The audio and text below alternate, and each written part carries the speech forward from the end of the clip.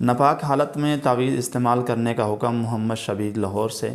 دیکھیں، جس کاغذ پر آیت قرآنی لکھی ہوئی ہو ناپاکی کی حالت میں اس کو چھونا جائز نہیں ہے۔ البتہ یہ ہے وہ کسی کپڑے وغیرہ میں لپٹا ہوا ہو تو اس کو چھونا جائز ہے۔ اس سے معلوم ہوا کہ ناپاکی کی حالت میں تعویذ پہننا بھی جائز ہے جبکہ وہ کپڑے وغیرہ میں لپٹا ہوا ہو۔ تعویذ کے حکم پر اور اس کے جواز پر چند دلائل اب خدمت میں عرض کرتے ہیں۔ حضرت عبداللہ بن عمر رضی اللہ تعالی عنہما اللہ تعالیٰ کی قدرت و کبریا پر مشتمل اثر کلمات اپنے بچوں کو یاد کرواتے تھے، اور جو بچہ سمجھدار نہیں ہوتا تھا یہ کلمات لکھ کر اس کے گلے میں ڈال دیتے تھے۔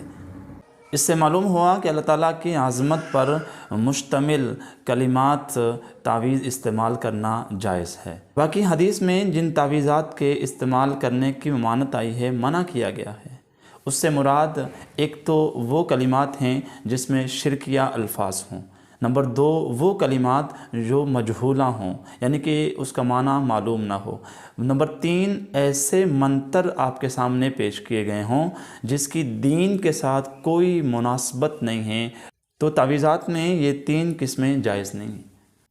فقہاء کرام نے جن تعویذات اور عملیات کے ذریعے علاج کروانے اور معقول معاوضہ لینے کی اجازت دی ہے اس پر چند شرائط ہیں۔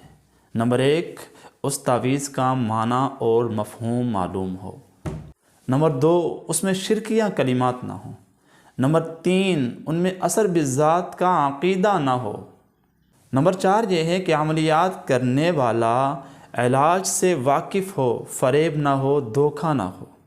تو بھئی ان 4 صورتوں کے تحت اگر کسی نے تعویذ لینا ہے، عملیات کروانے ہیں، تو وہ ان 4 صورتوں میں شریعت کی نظر میں اجازت دی گئی ہے۔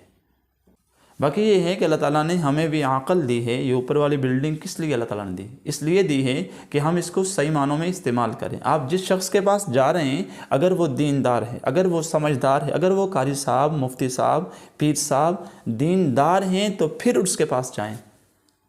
اگر وہ دیندار نہیں ہیں تو یقیناً آپ کے ساتھ دھوکہ ہوگا، فریب ہوگا، اور علاج اس انداز سے اس طرح منتر پیش کیا جائے گا جس کی کوئی مناسبت دین کے ساتھ نہیں ہے۔ تو تعویذ پہننا بھی جائز ہے، تعویذ پر معقول معاوضہ لینا بھی جائز ہے۔ یہ چند شرائط اور اس کے جواز ہونے پر آپ کے سامنے میں نے دلائل پیش کر دیے ہیں۔ اللہ تعالیٰ مجھے اور آپ کو شریعت کے مطابق زندگی گزارنے والا بنائے۔